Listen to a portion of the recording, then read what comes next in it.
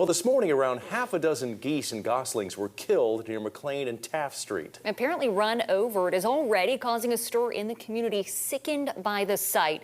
KSN's Peyton Steiner spoke to one of the people who discovered the disturbing scene about their reaction and what they hope comes next.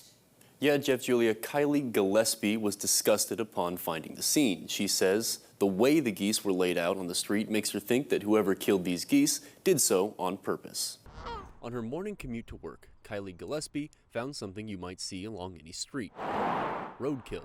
But something about this looked different. Being that I've lived by the river for so long, I have seen, geese hit, whether it be one or a couple. But what caught my eye was the fact that there were so many of them and they were feet apart from each other. Around half a dozen geese and goslings apparently run down just feet from the river. Goslings can't fly at that age. People are quick to say, well, they're in my way and they should have flown out of the way and etc., but they can't fly. They are a fact of life for a Wichita commute. But killing a goose, especially intentionally, could net you a hefty fine. The birds are federally protected for a reason. Canada geese are protected by the Migratory Bird Treaty of 1918, aimed at ensuring sustained populations of all migratory bird species. People might think that this is a laughing matter and that, nature doesn't matter and wildlife doesn't matter, but it does matter, and it matters to people who care.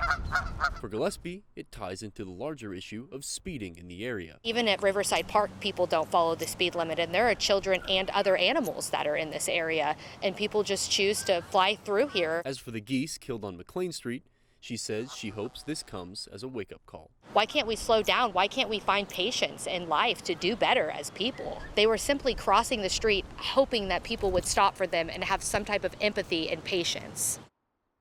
Gillespie says she would like some kind of wildlife crossing sign to go up in that area, and that she spoke to the Wichita Animal Control, and the geese have been cleared off the road. Here for you, Peyton Steiner, KSN News 3.